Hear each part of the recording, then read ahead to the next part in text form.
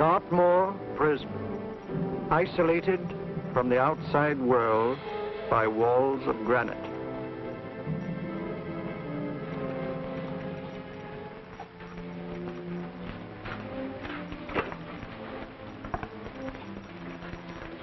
They say you could get out of here by merely telling what you know. You may or may not be another Scotland Yard bloke. But I'll give you the same answer I gave the others. I still have 2 years, 8 months, and 6 days left in which to make musical boxes. That'll be sold at auction for the benefit of this delightful sanctuary. And I intend to serve them.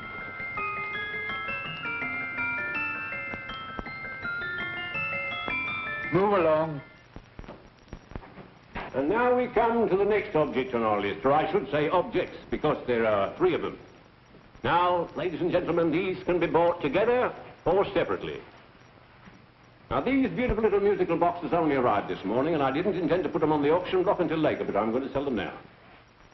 So, good friends, as our old pal Mark Antony used to say, lend me your ears. And what do you hear? Right. The beautiful tinkle-tinkle of a musical box. What a lovely trinket. What a beautiful gift. Created and made by loving hands. A thing of beauty and utility. Now, who's going to start with £5? It's a bargain with £5. Do I see any hands? If there's a connoisseur in the house, we'll go £3 for it. £2. £1. 10 shillings. Thank you, sir. Ladies and gentlemen, 10 shillings is offered for a musical box you couldn't buy anywhere in London for less than £5. It'd be stealing to let it go for 10 shillings. Like taking milk from a baby. All right, we're selling for 10 shillings. 10 shillings, 10 shillings is offered, 10 shillings is offered, 10 shillings is offered. Does anybody give me £1? Will give me £1? Oh, won't someone going to give me £1? £1 is offered, £1 is offered, ladies and gentlemen, £1 is offered. It's against you, sir. Will you go to £2? We got a £2, sir. £2. £2 is offered. £2 is offered. Going once, twice, third and the last call. Sold to the gentleman for £2. Sorry, my dear. Now, ladies and gentlemen, comes the opportunity to purchase an exact duplicate of the beautiful little musical box just bought by this gentleman for the ridiculous low price of £2. Now, it's exactly the same. Exactly the same. Made with the same hands. You hear that? Isn't that lovely? That tinkle, tinkle, tinkle, tinkle. Sounds like Bow Bells to me, you know, with little angels pulling on the ropes, eh? Who'll give me £2 for it? Who's starting with £2? Will anybody start with £2? Oh, come, ladies and gentlemen. You know, from your enthusiasm, we might all be in Scotland instead of London. Please buy it for me, Daddy. £2, certainly not. We all might be in Scotland. Besides, I don't like his manner. £1, 10 shillings. £1. £1 is ours. £1 is offered. £1 is offered, going £1. Any advance? Going once, going twice, the third and the last call. Sold to the lady for £1. Smart bidding, my dear. Thank you. We come to the third and last of these beautiful little musical boxes. Exactly the same. Tinkle, tinkle. Isn't that lovely? Ladies and gentlemen, I don't bring you here to gull you and swindle you. This is the exact replica of the 2 I just sold before.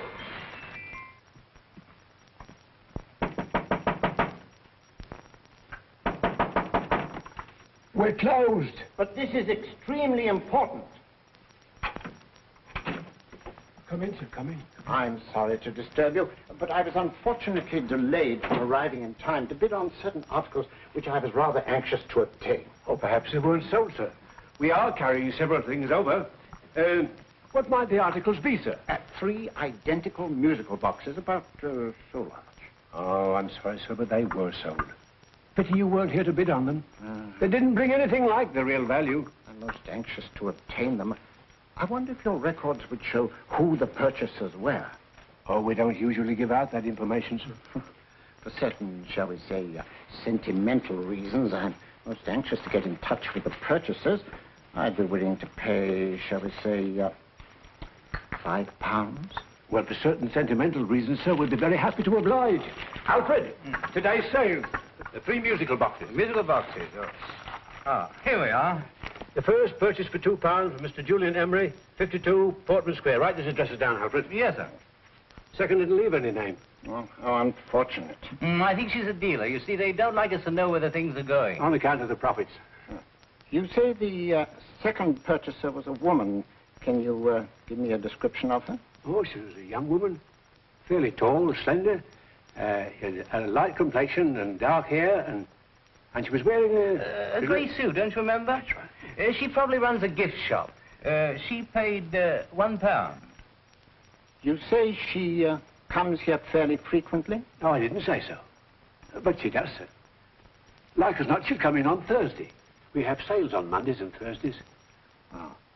And the third box? The third? Mr. William Kilgore, 143B Hampton Way. For 10 shillings.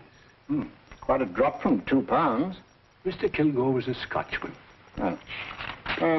Thank you. You've been most helpful. Oh, thank you, sir. And any time you're passing, dropping, we always have lovely things for sale. Our card, sir? Thank you. I'll be back Thursday.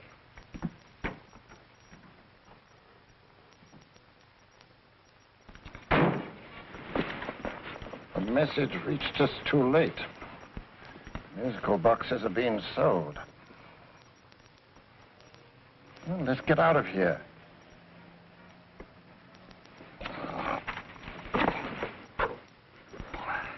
Someday you'll go too far.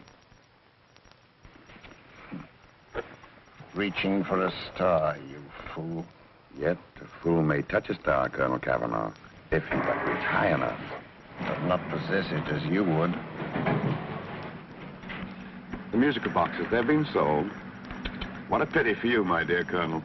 Is it my fault that the message reached us only an hour ago? Is it my fault that they were sold? You can't hold me responsible for that. Hope for your sake you're right.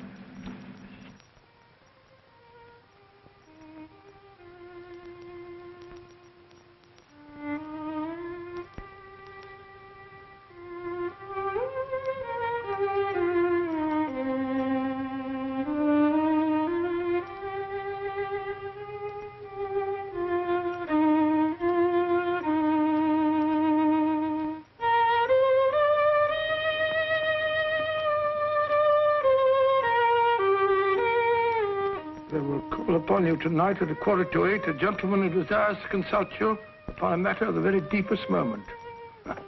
Remember that letter, Holmes? It was written over 2 years ago. An interesting case, devilishly interesting. Irene Adler.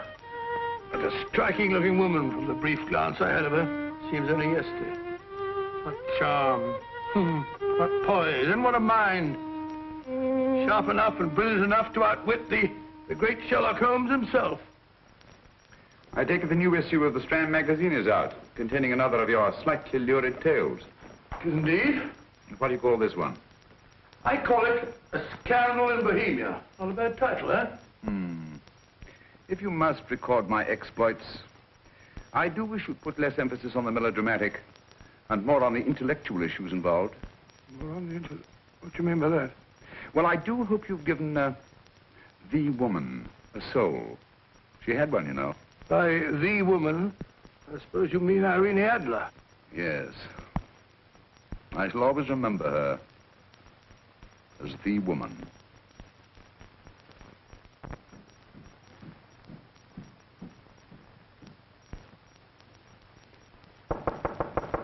Come in.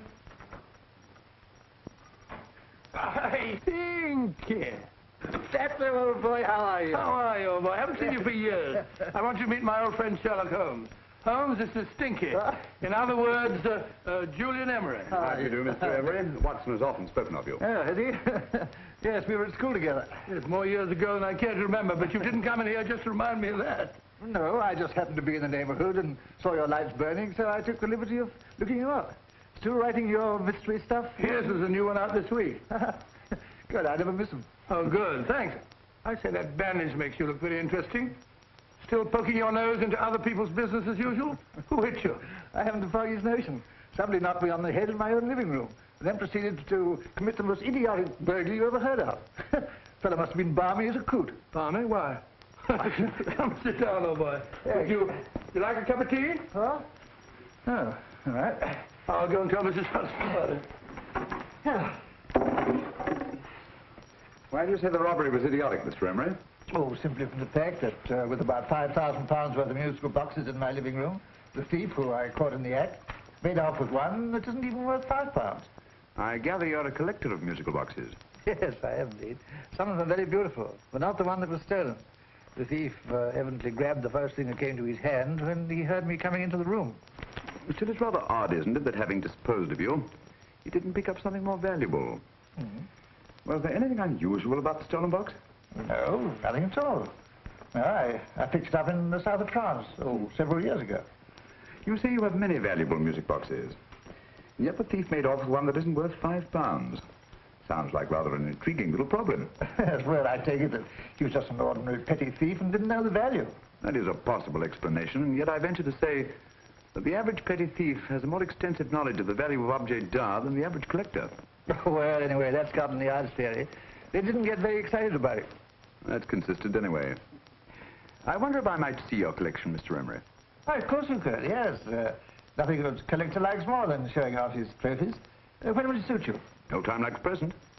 Good. My place is just round in Portman Square. Shall we? Yes, right. Hello? Where are you going? Stinky hasn't had his tea yet. Oh, I'm sorry. We're going round to my place, where I'm going to give you something better than tea. Now, this one was made for Louis XV, and is one of the very few still in existence from that period. And a particularly fine specimen at that. Charming, isn't it? Quite. They all sound to me like a lot of mice running about on a tin roof. I'm afraid you have no ear for music, Watson. Give me a good old band playing a rousing march. You have all your silly little tweets.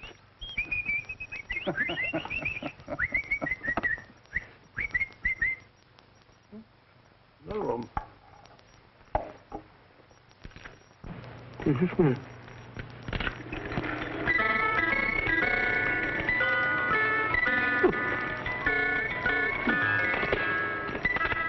Stupid thing. Singing rabbit. What would you say offhand is the value of a box like that, Mr. Emery? Well, it's hard to say offhand, but I think we'll bring about £500 or £600 today. It's the gem of my collection. Yet a thief who steals an oddity like a musical box passes up one worth £500 for one of almost no value at all. Odd. Very odd. What was a stolen box like, Mr. Emery? Oh, just a plain wooden box about so big. As a matter of fact, I have one over here almost exactly like it. I picked this up yesterday at an auction room in Knightsbridge. Paid only £2 for it. Of course, I wouldn't in the ordinary way add one like this to my collection, but the tune intrigued me. I'd never heard it before.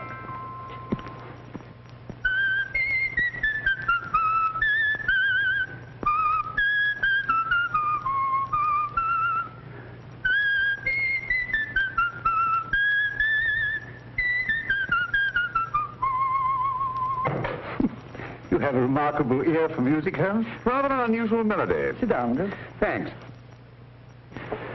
You say you bought that box at an auction sale yesterday? Yes, the Gaylord auction rooms in Knightsbridge. Run by old, what's his name? Crabtree. That's the man. At what time was the robbery committed? Oh, about 3 o'clock this morning. You know, Mr. Emery, that box and the robbery might well be cause and effect, especially since you say that the stolen box outwardly resembles this one a great deal.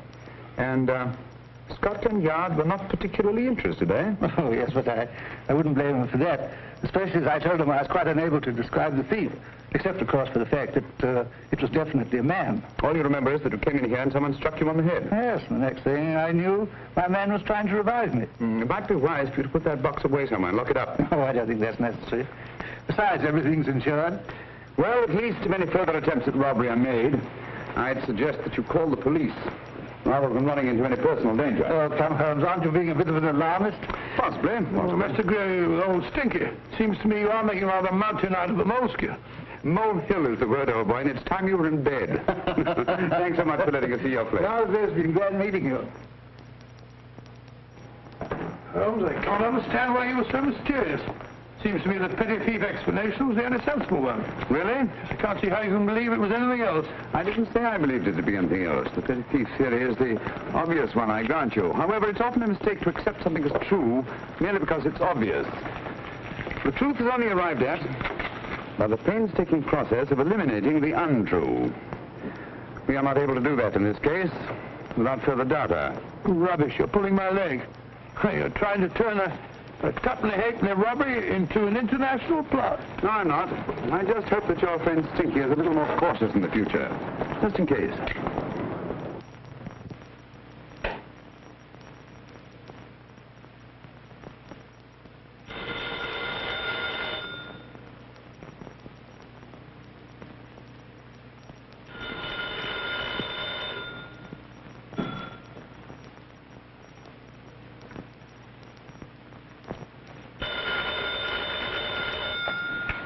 Yeah? Yeah? Julian Emmerich here. Who? Of course I remember you, Mrs. Courtney. Yes, you're the one bright spot at that appallingly dull affair of Lady Sansa's. Huh? Of course it isn't too late to come around. Yes, I shall be delighted to give you a drink. I tell you what, come straight up and I'll leave the door unlatched. Right, well, 15 minutes? Good. I shall be counting each moment. No, I mean that, really. Right, goodbye.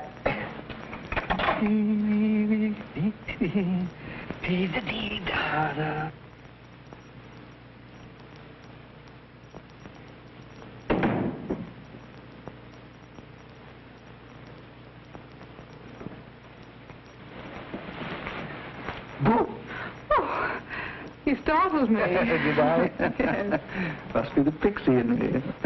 I know I shouldn't have called you so late, but I was at a party just around the corner, and I remembered your invitation to see your collection of musical boxes. My dear Mrs. Courtney, the pleasure is all the greater for being so unexpected. My friends call me Hilda. Thanks. Mine called me Stinky. Stinky, how quaint. Oh, what a perfectly wonderful collection of musical boxes. You know, when you told me you had a collection, I had no idea it was so attractive. Yes. They appeal to the ear as well as to the eye. Oh, what a plain little one. Why, it looks just like a country cousin amid all this grandeur. No. You mustn't underestimate the country cousin. Only last night a burglar broke in here, and with all these to choose from, went off with one very much like it. Really? Yes, I don't mind the loss of the box so much, but I do resent this crack on the skull. But it makes you look so interesting. Oh, do you think so? It's funny, that's what old Fatso said. Fatso? I mean, Dr. Watson. He was here this evening with a friend, Mr. Holmes. He's interested in my collection, too. Sherlock Holmes? Yes. Do you know him? I've heard of him.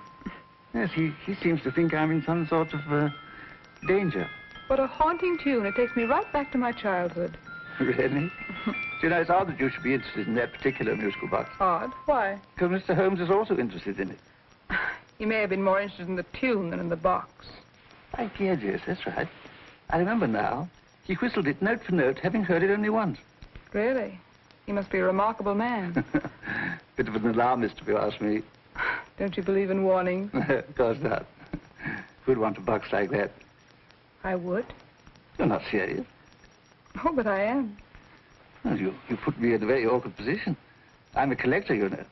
And the collector buys but never sells. But if the price were high enough...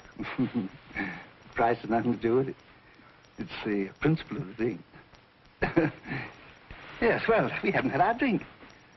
No, thanks. I must be getting along. Must you really?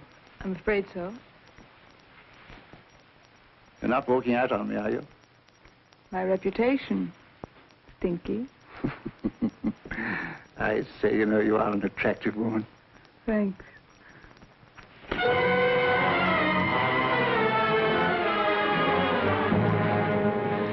You fool. I told you to wait outside.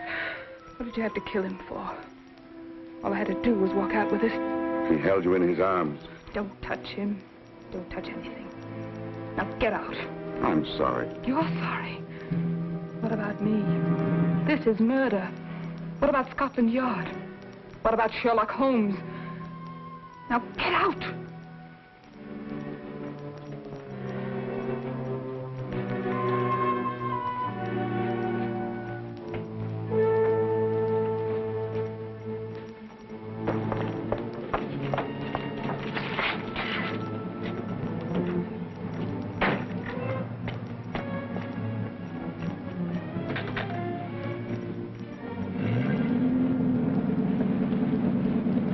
Did you get it? Good. Did you have any trouble with him? Just a matter of murder. Ah, Mr. Holmes. Hopkins. Thanks for coming so promptly. Inspector Lestrade suggested that I call through to you. Mr. Emery was the client of Mr. Holmes, Inspector. Indeed. You didn't mention that when I telephoned you, Mr. Holmes. Well, not exactly a client, Inspector. Sergeant Thompson? He was killed between the hours of 11 and 2 o'clock this morning, Mr. Holmes. Must have been someone he knew, someone of whom he had no suspicion. Poor old Stinky. It's all my fault. I should have prevented this. Well, it's no time to start talking about that now, Doctor. Apparently it's gone. That's the second attempt on the musical box that Emery bought at the auction sale. And this time it was successful. But that box was only worth £2. It was worth a man's life, Watson. I think we'd better pay a visit to Gaylord's auction room and that fellow Crabtree. Inspector, may I suggest that you make a complete search of this flat for a small, plain, musical box about that size? Thank you. Come on, Watson. You say the first box went to Mr. Julian Emery. The second to Mr. Kilgore, 143B Hampton Way. And the third to the unidentified young lady who presumably has a shop and lives near Golders Green. That's right, Mr. Holmes. Isn't it rather strange, Mr. Crabtree, that you should have had 3 identical musical boxes all playing the same tune? Where'd they come from? Dartmoor Prison. Dartmoor? Yeah, we get a regular shipment from there every month. The inmates manufacture them. Well, they make all kinds of things, you know, pipe racks, waste paper baskets, musical boxes. Did you happen to notice if anyone showed any particular interest during the auction in the purchasers of these 3 boxes? Oh, come now, Mr. Crabtree. This is very literally a matter of life and death.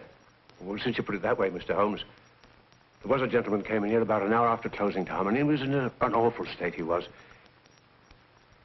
He gave me £5 to tell him where the boxes had gone to. He said they had a sentimental value for him, sir. Expensive sentiment. Can you describe him? He was tall, distinguished looking, and he had grey hair and a moustache. He was quite a gentleman, sir. What was his reaction when you were unable to supply him with the address of the young lady who owned the shop? I told him the young lady usually come back on Thursday. He said he'd come back on Thursday. Now, that's tomorrow. Thank you, Mr. Crabtree. You've been very helpful. Thank you. Come on, Watson. Where are we going now, Holmes? To the home of Mr. Kilgore, the man who bought the 3rd box.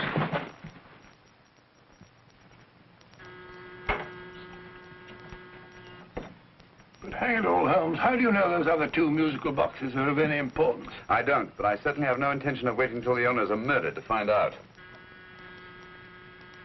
No one at home. I hope that's the explanation. I'll have a look through this window.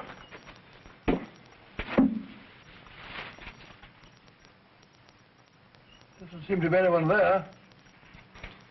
The whole place seems deserted as far as I can see. Yes. Mr. and Mrs. Kilgore at home? No. When do you expect them? Oh, in an hour or so.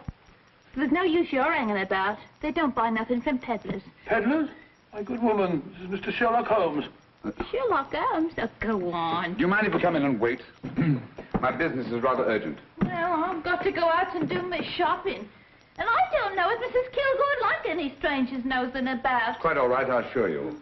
Well, I've got to be off. You're too white in the parlor. And no smoking either.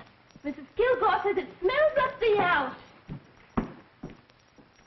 Funny old girl, Holmes.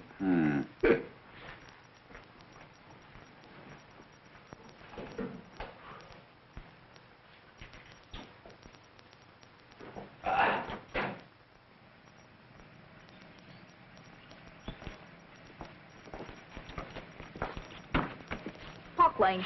Park Lane? And what would the likes of you be doing in Park Lane? Now, don't worry about the fare, Ducky. If you know how to get to Park Lane, up it.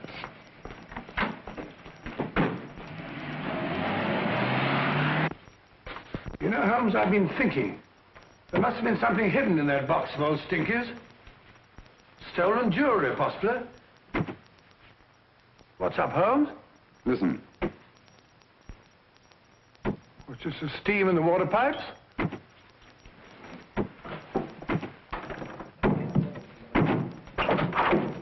Watson!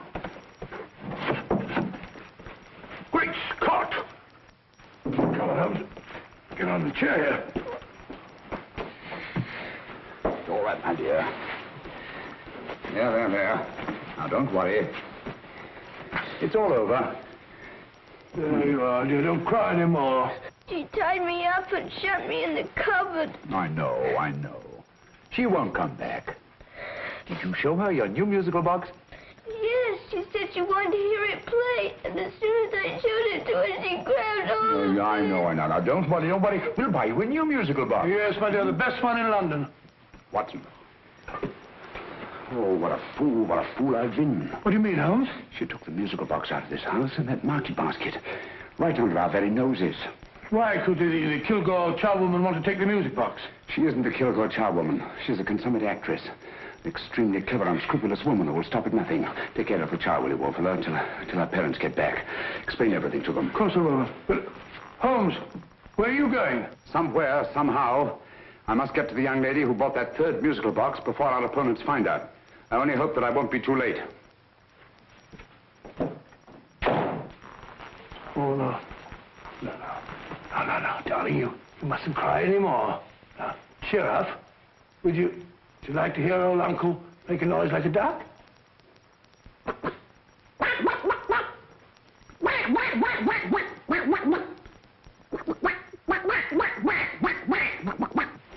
Oh, sorry.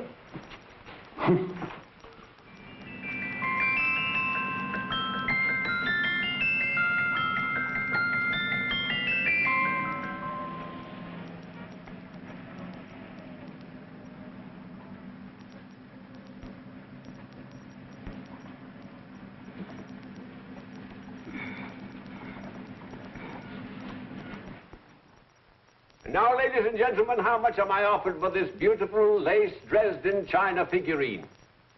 A lady of the French court. Now, this is the genuine article.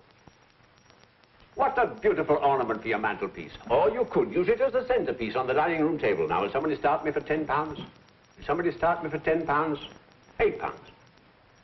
£7? All right, £5 is offered, £5 is offered, £5 is offered, £5.10, £5.15, £5.15. £6 is offered, £6, going once, going twice. The third and the last call, have you all done? Sold to the lady from Twickenham for £6. Next, we have a real museum piece, ladies and gentlemen. A fine 19th century doll. A costume and exact replica of the holiday clothes worn by the Hungarian peasant women. Now, ladies and gentlemen, an article like this would cost you from £15 to £20 in a West End shop. I'm not going to ask you for anything like that. Who'll give me £2 for it?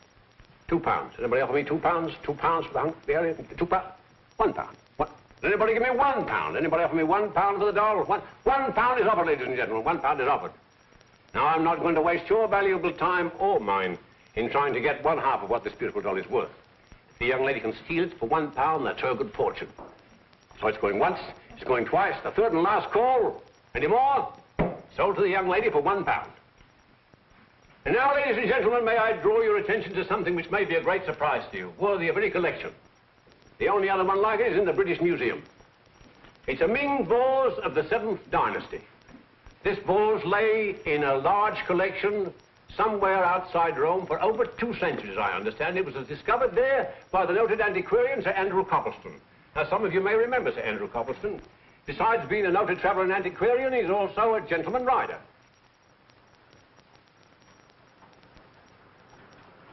The girl with the parcel in her hands, that's her. Are you sure that's the girl? Well, she fits perfectly the auctioneer's description. Follow her, Hamid.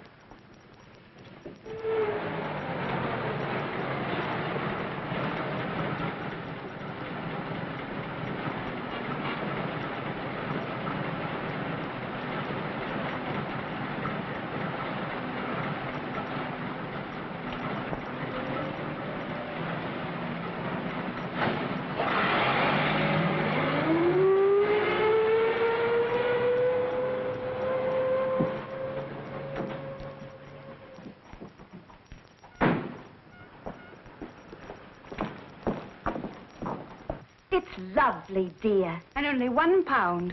We can get at least 3 for it. Easily. I'll go make some tea. I could do with a cup. Right.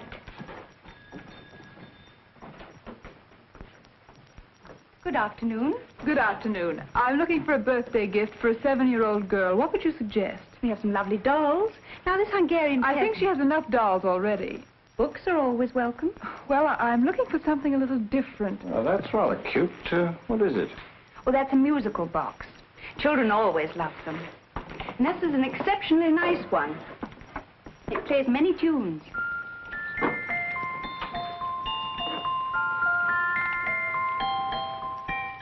Have you any others? Yes. If you'll just step this way. I have only 2 left.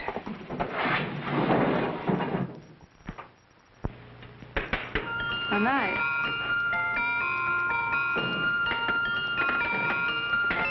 Are you sure this is all you have? I'm sorry. They're rather hard to find, you know. That's our entire allotment. I did have one other, but I sold it earlier this afternoon. But it was only a plain wooden one. It wouldn't have been a very nice gift for a child. Really? Do you happen to know who the purchaser was? Why, yes. He left his card, just in case anyone should inquire for him.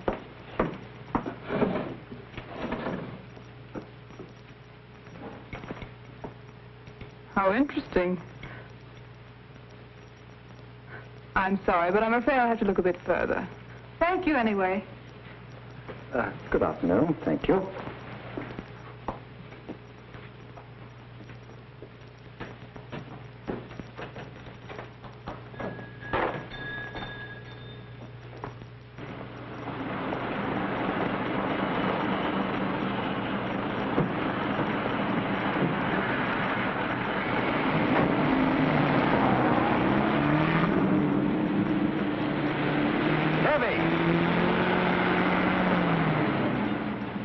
Follow that cab. Here, now, what? Scotland Yard. Hop in.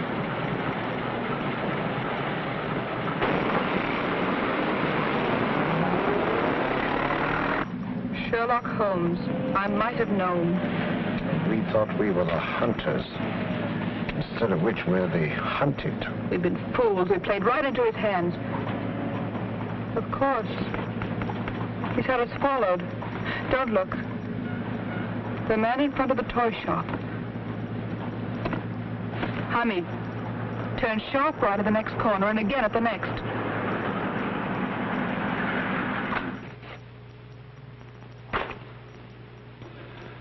No photograph of her, Commissioner, as I expected. She's not a known criminal. But how do you expect to know if you do find her? After all, she was disguised as a charwoman. Don't worry, old fellow. If I ever see her again, I'll recognize her. Well, it won't be long till we know who they are and from where they operate. Who's covering them? Sergeant Thompson's following them, sir. They won't get away from him. He's a good man. We could have arrested them at Clifford's toy shop if we had any proof. But we know that they killed Emery. Proof, my dear fellow. We must have proof. We've x-rayed it, sir. There's nothing whatever concealed in the box. We'll have a look at the plates.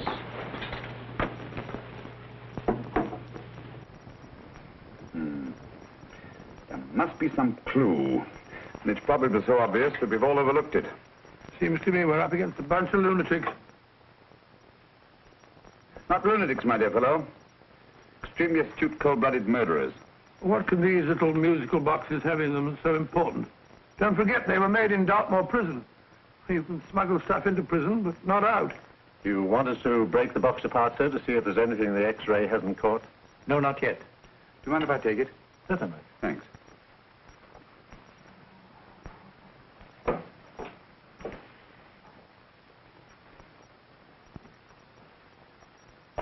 The governor of Dartmoor Prison informed us, sir, in answer to Mr. Holmes' question, that all 3 musical boxes were made by the same convict, John Davidson, serving a 7-year term, sir. Davidson? The Bank of England plate. That'll be all. Yes, sir. Now we're getting somewhere. Wait a minute. How did you know about the plates, Mr. Holmes? I'm a student of crime, Inspector. I make it my business to know about such things. And when the name of Davidson was mentioned... Well, who is this fellow Davidson? As long as Mr. Holmes seems to know all about it already, I suppose there's no harm in telling you. 2 years ago in London, there occurred a robbery of such tremendous importance, although the stolen articles themselves have no intrinsic value whatsoever, that the Home Secretary was instrumental in seeing that not a word of it appeared in any newspaper. But you never told me anything about this, Holmes. You were away at the time. Articles of no intrinsic value and yet of such importance? I don't understand. Davidson was apprehended within 15 minutes of committing the theft. But by that time, He'd hidden the articles in question, and they've yet to be found. Before going further, Dr. Watson, I must inform you that this matter is not to be mentioned outside of this room. Of course not. Do I look like a man who'd gossip? Let's not go into that now, old fellow, shall we? Davidson had been employed for years in a position of extreme trust by the engravings department of the Bank of England. The articles he stole were nothing less than the complete duplicate set of plates for printing £5 notes. What? The Bank of England's own plates? Precisely. And with those plates, a gang of crooks could flood England with £5 notes, not forged in the usual sense of the word, but notes undetectable from genuine Bank of England notes in any way whatsoever. Good heavens. Any whisper at all might have resulted in enormous damage in shaking public confidence in the Treasury. We tried everything after we arrested Davidson. Offered him a shorter sentence if he'd tell us where he'd hidden the plates. Why, we even put in Scotland Yard men with him as cellmates, but no result. Obviously, Davidson is a man of strong character and infinite patience. Yet suddenly he feels impelled to smuggle out the secret of the hiding place of the plates to his confederates. Why? I don't understand, Mr. Holmes. Well, for example, has the Bank of England made any plans to radically change the design of the £5 note so that in, say, 7 years from now, notes made from the stolen plates would be worthless? Confidentially, Mr. Holmes, such a move was discussed. But replacing all the £5 notes in circulation would be such a Herculean task that nothing's been done about it as yet. I see. Of course, there is another possible explanation. Davidson didn't have much time to find a hiding place before he was captured. He may be afraid that the plates will be accidentally discovered before he's released. Hence his anxiety to communicate their whereabouts to his confederates as soon as possible. I believe you've hit it, Mr. Holmes. I'm sure that the message is contained in this musical box. Or rather, in all 3 musical boxes, since possession of all 3 seems to be essential. Our opponents have 2/3 of the puzzle, we have 1/3. Well, what are you going to do, Holmes? Try to deduce the message from the 1/3 that we have.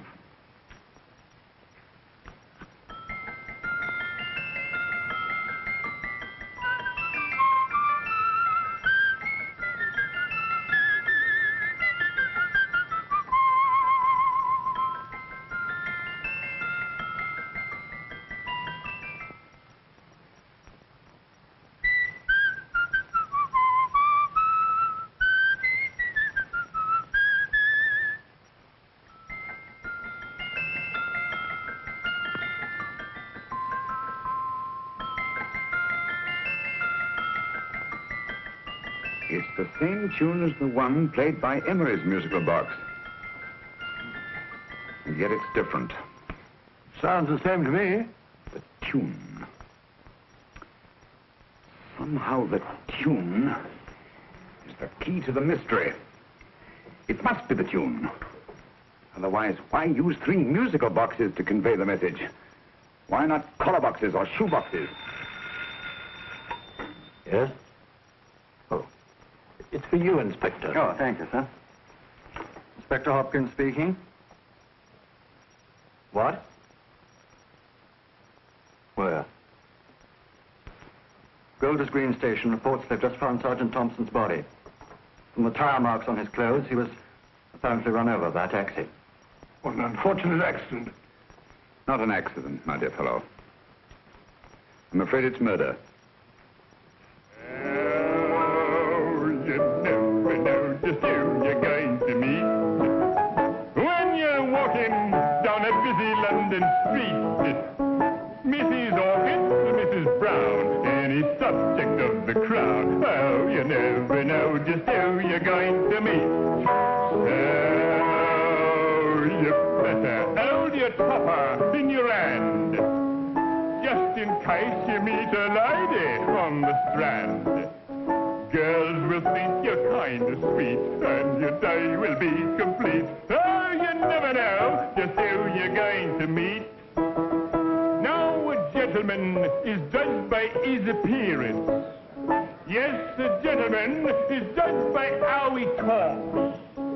Now, he's much better off when he's acting like a top, especially if he's taking him a walk. What on earth is this outlandish place? A rendezvous for actors. Actors? Buskers, old boy. You've seen them 1,000 times. Actors who entertain the queues, waiting outside theaters. You're gonna meet when you're walking down a busy London street. So you better wear your best, always try to look your best, 'cause you never know who you're gonna meet. Oh, you better keep your manners right in view. Just in case the lie you give the house you do. Keep your trousers in a pleat, shine your shoes and keep them neat, 'cause you never know just who you're gonna be. Blimey. Mr. Holmes. How are you, Joe? Never met him. And yourself? Fine, thank you. I want you to meet a friend of mine, Dr. Watson, Joe's sister. Oh, well, any friend of Mr. Holmes is a friend of mine. Hi, Joe. He did me a good turn once that I'll never forget. Yes, I cleared Joe of a most unpleasant charge. Murder, no less.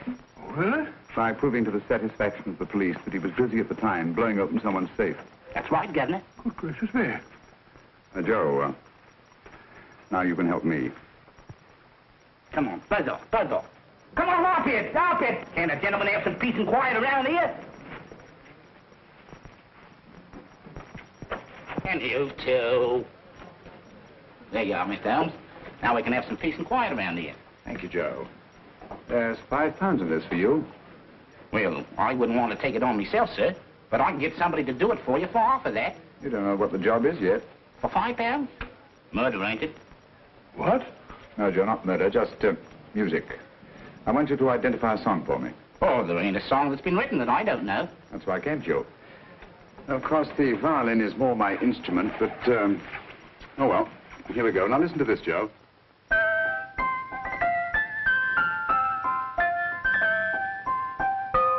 Wait a minute. You're playing that wrong. That should be E natural, not E flat. You know the song? Oh, yes. It's an old Australian song called, The Swag Man. But you're playing it all wrong. That's what I hoped you'd say. Now listen again, Joe.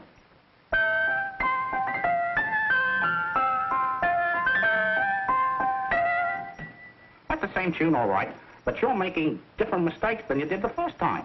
No, not mistakes, Joe. Call them variations. Here, play the song for me, will you, the way it's written.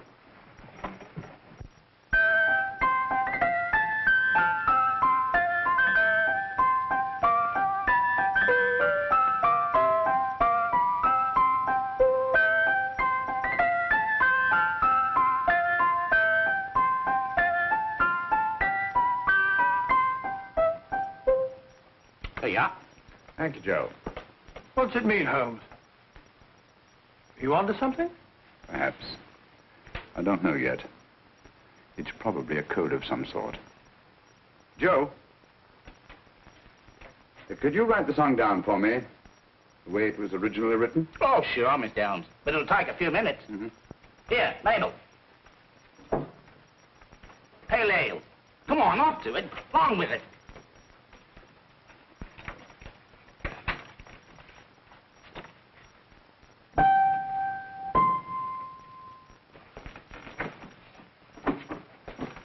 Well, obviously it isn't the lyrics. No combination of those words made any sense at all. The variations in the way Emery's musical box played the tune are different from the variations in the one we have. You sure? Quite. You see, I took the trouble to memorize the tune as played by Emery's box that night we were with him in his flat. Holmes, you amaze me. Elementary, my dear fellow. One of the first principles in solving crime is never to disregard anything, no matter how trivial. Why are there 3 boxes? Why not 1? Because the message was obviously too long to be conveyed by any one variation. Then there's the 3rd box, the one that woman took from the Kilgores. That contains yet another set of variations. Yes, well, it's all beyond me. Well, all we have to do now is to find the secret of the variations. Not a very easy problem to solve, my dear fellow.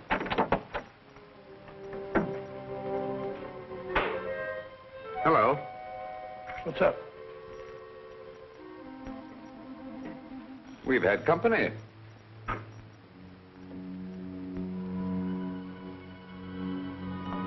say, this is outrageous. Ask Mrs. Hudson to come in here, will you? Right.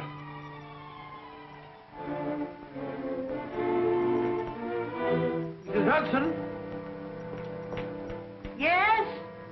Oh, there you are. Will you come up here at once, please? Oh, coming, sir.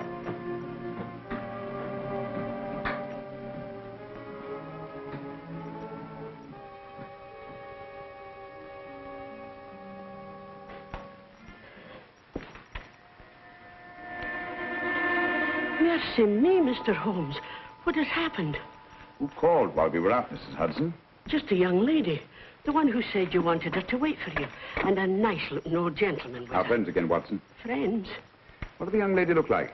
Oh, I couldn't see her face. She had a heavy black veil on. But she had such a nice way with her.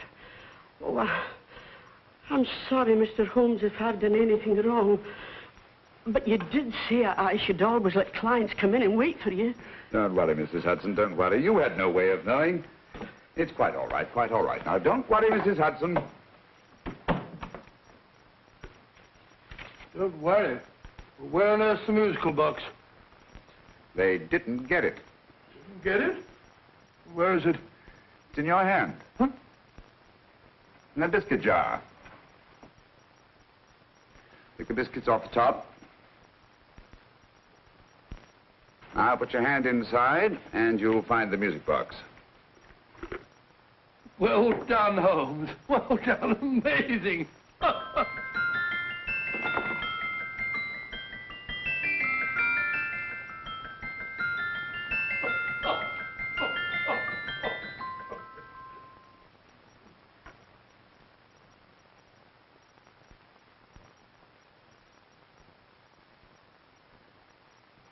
Whew.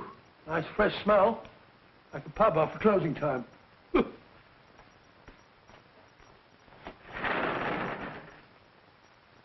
I say, Holmes, What? it's morning. Allow me to congratulate you on a brilliant bit of deduction.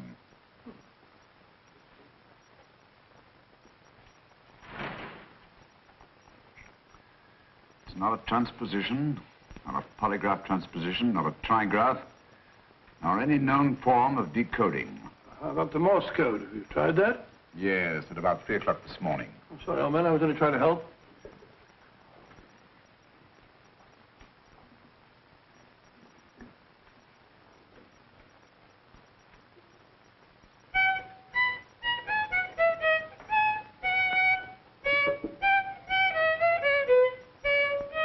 Oh, do me a favor.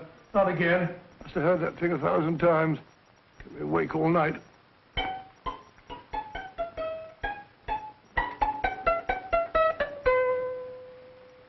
Not a very distinguished composition, I grant you. You know perfectly well I don't know one tune from the other. When I was a kid, my people tried to have me taught the piano. I've always felt sorry for that old teacher of mine. The poor old girl finally reached the point of numbering the keys for me. 1, 2, 3, 4. Even then, I never progressed beyond... Numbering the keys, Watson. The 19th key of the keyboard is the 19th letter of the alphabet. S. Here. Write it down when I give it to you, old fellow, will you? First altered note. Write S first. Now, the 8th key is H. The 5th key, E. The 12th key, L. The 6th key, F. S-H-E-L-F. Shelf. Your piano lessons were not in vain, old fellow. You've solved it. Thank you. Thanks, old bean. Hold it. We now have 2/3 of the message. Behind books, third shelf, secretary, Dr. S. Presumably, these are the first and second portions of the message. And this gang has the first and third parts of it. Precisely. Then it's a stalemate? Yes, Commissioner, but we can't leave it like that. There's no doubt in my mind that they'll try to secure our third of the message that's missing. Well, I assume you've taken every precaution to guard the Clifford music box. Oh, yes, it's carefully hidden at Baker Street with Dr. Watson on guard. However, I'm reasonably certain that, difficult as it may be, we can find the plates even without the missing part of the message. Behind books, third shelf, secretary, Dr. S. Well, outside of the fact that Davidson hid the Bank of England plate somewhere in London, Mr. Holmes, I don't see that we've progressed at all. Allow me to point out to you, sir, the key words, Dr. S. It looks as if the plates were hidden in the house of the doctor. Whether S stands for his first or last initial remains to be determined by a process of elimination. Well, there must be 10,000 doctors in London with S for a first or last initial. Precisely. And every one of them will have to be questioned in person. That's why I say this is a task for Scotland Yard. It's a task, all right. But Scotland Yard has searched worse haystacks and found a needle. Well, for the time being, I'll leave the matter in your hands, gentlemen. We'll call you if and when we get a lead on our mysterious Dr. S. In the meantime, I intend to follow up a little clue concerning a cigarette.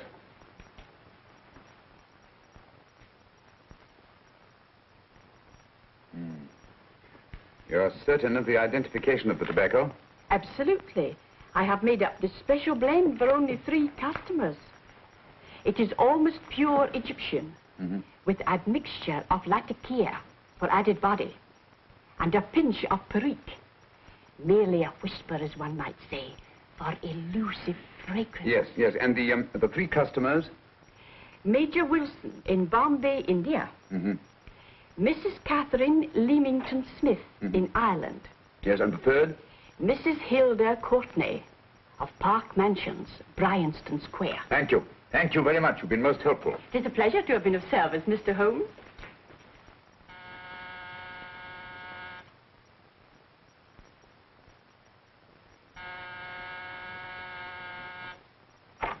Yes?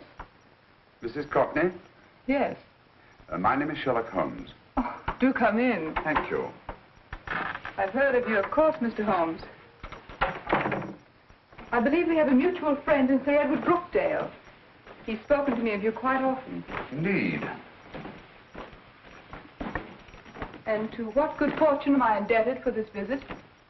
I think you know Mrs. Courtney. Well, I did get a summons for speeding last week. But outside of that, I don't think I'm of any interest to the police. Oh, come now, Mrs. Courtney. You seem to forget that you and I have met before. I'm sorry. I'm sure I would have remembered meeting the great Sherlock Holmes. Please sit down. Thank you. You say we met before. Yes. At the home of Mr. and Mrs. Kilgore, 143B Hampton Road. Kilgore? I don't think I know anyone of that name. Well, I didn't say you knew them. As a matter of fact, you called on them when they were out. I don't understand, Mr. Holmes. Really? And you were dressed rather differently. Indeed. Cigarette? Thank you.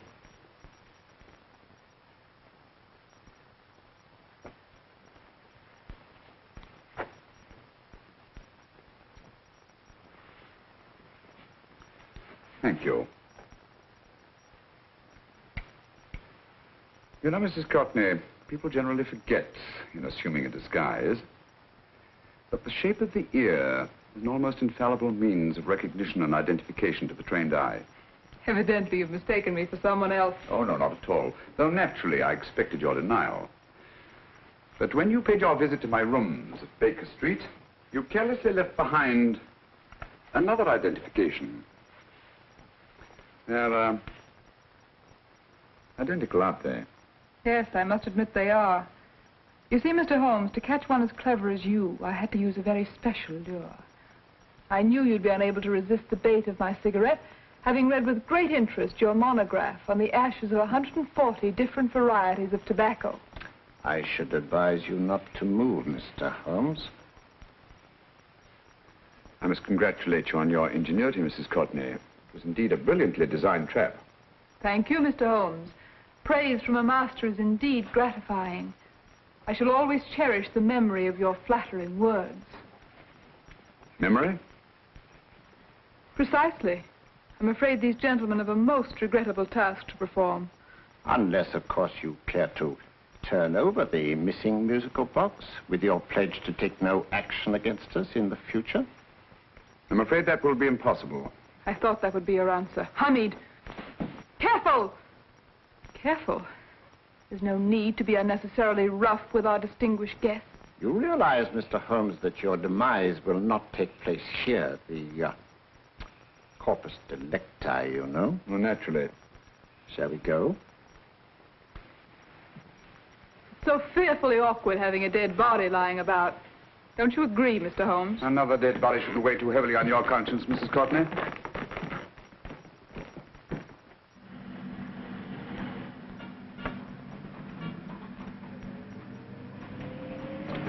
You mind if I have a cigarette?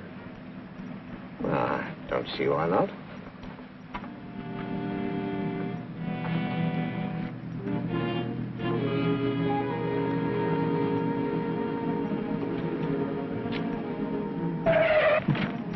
Be careful, Hamid. It's the brakes, they bind. Thank you, Colonel Kavanagh. It's very considerate of you.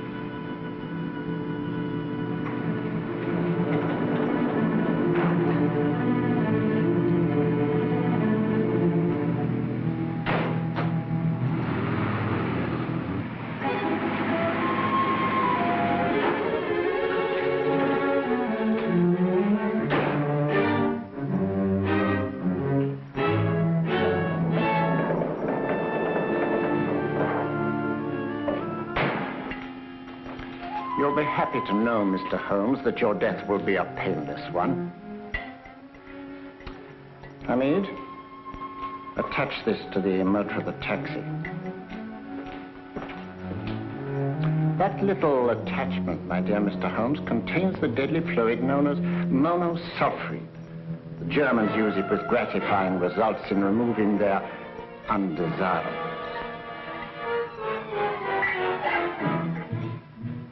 Start the motor.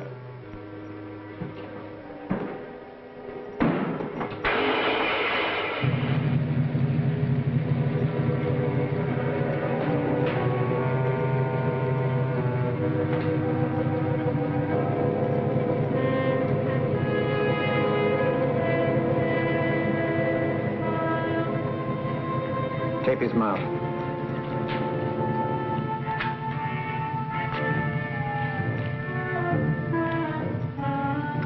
Now, up with him, Hamid.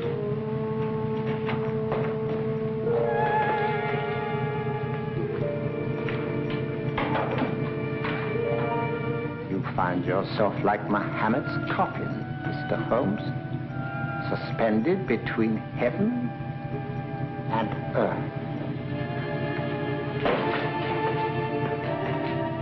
Plenty of fuel in the tank? Good. It would be too bad to have anything go wrong through so simple an oversight.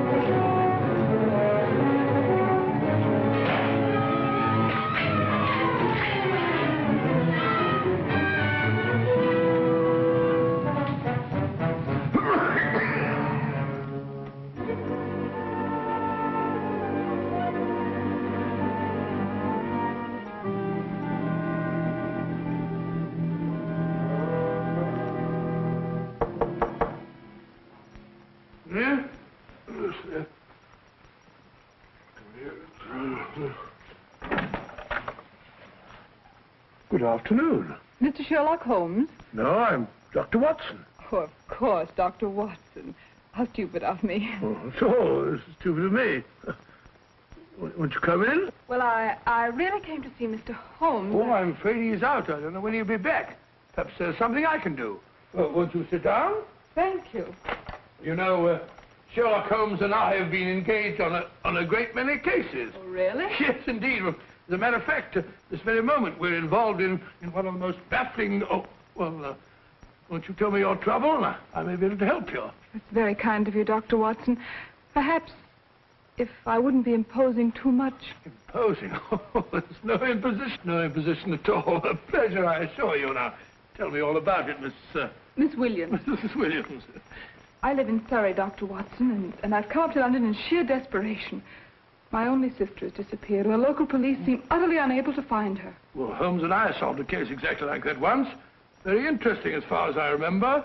I call it the adventure of the solitary cyclist. Oh, sorry. Now I come to think of it, it wasn't so very similar. Entirely different. I don't think what I was saying. Where were we? She's only 17, Dr. Watson, and until she disappeared last Thursday, she seemed to be in the best of spirits. Well, possibly a romantic entanglement? Oh, no, nothing of the sort. She left no note, didn't even pack a bag, no explanation. She just started to walk to the village from our house in broad daylight and simply vanished from the face of the earth. Oh, there. Might I have a glass of water? Glass of water. Have one minute.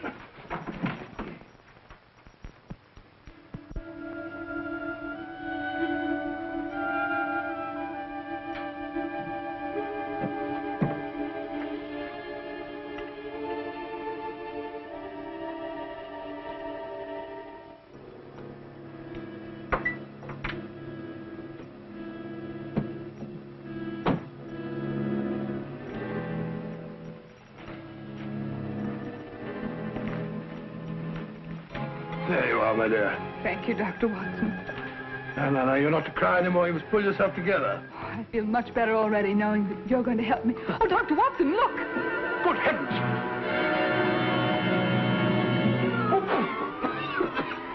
Get through the fire brigade, quickly!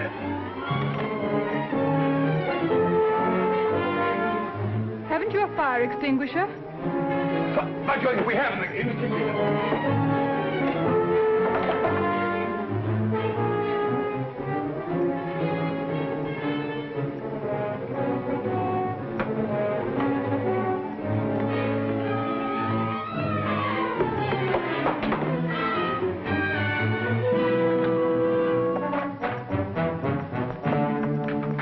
Don't you worry, Miss Williams. We'll have this thing out in no time.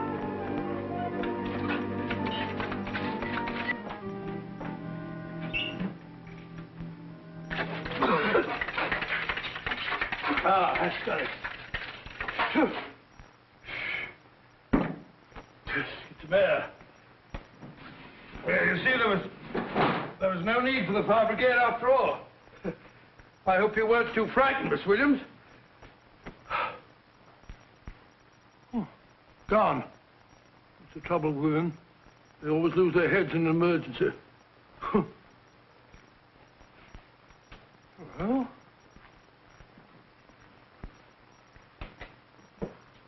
a musical box.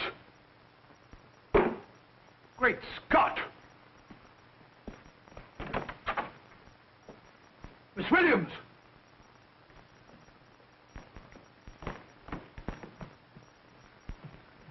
Well?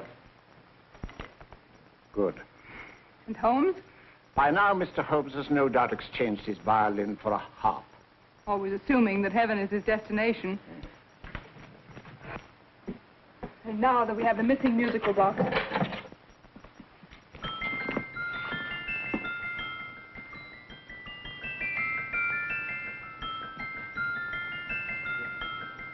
'19th note. 19th letter. Yes. He hasn't been there, you say? Holmes, where on earth have you been? I've been trying to get you at the club, at Scotland Yard, all over London.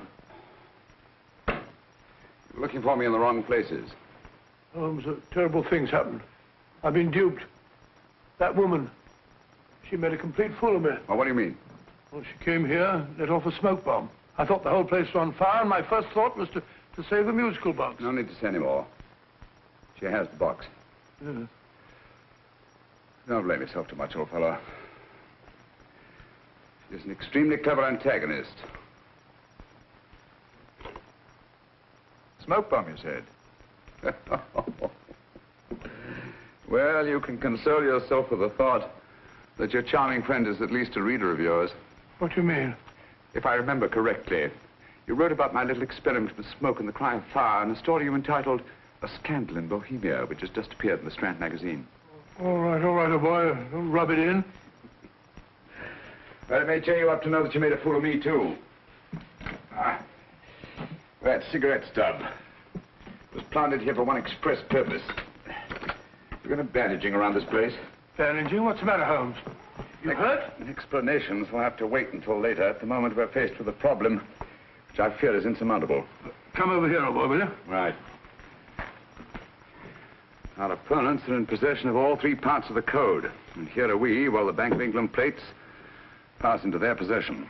Cheer up, old fellow, cheer up. As Dr. Samuel Johnson once said, there's no problem the mind of man can set that the mind of man cannot solve. What's that, old fellow? I was just quoting Dr. Samuel Johnson. He said there is Thank you, Watson. Thank you. Leaving the front reception room, we come into the main hall, where Dr. Johnson was in the habit of passing through to have his meager meals in the dining room opposite, in company with his friend and biographer, James Boswell. We will now pass up the stairway, which remains in its natural wood finish, just as it was when the good doctor was here.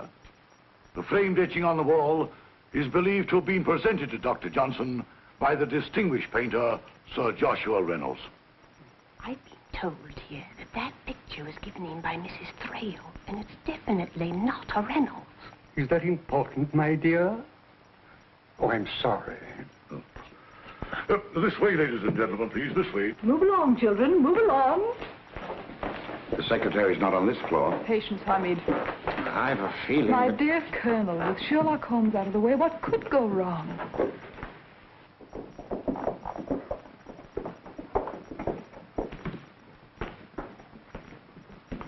And here we have the Garrett Library, in which Dr. Johnson wrote his famous dictionary, and in which you will see also many of the great man's books and other items of interest.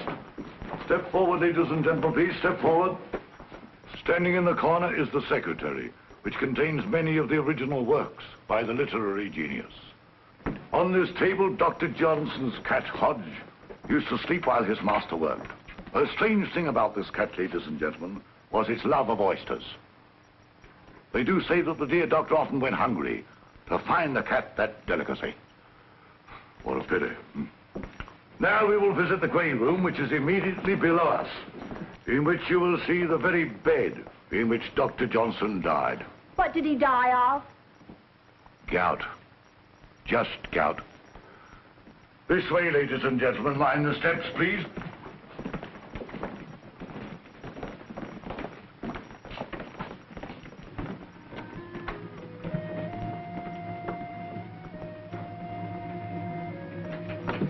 Your keys.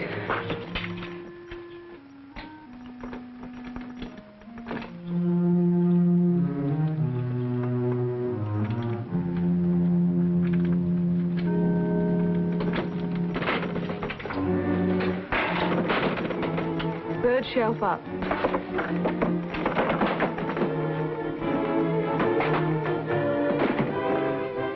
The knife.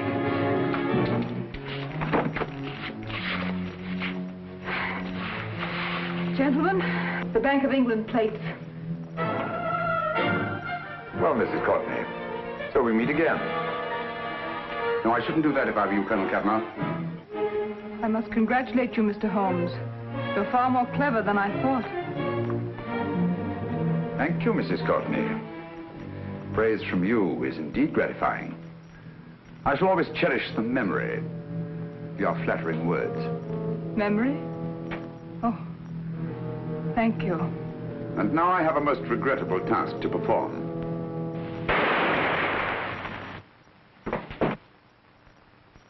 Holmes! Coming, Holmes! Holmes! You all right? Perfectly, thank you, old fellow, but I think this gentleman on the floor requires some medical attention. We must see that he looks his best, you know, when he's hanged. Take them in charge.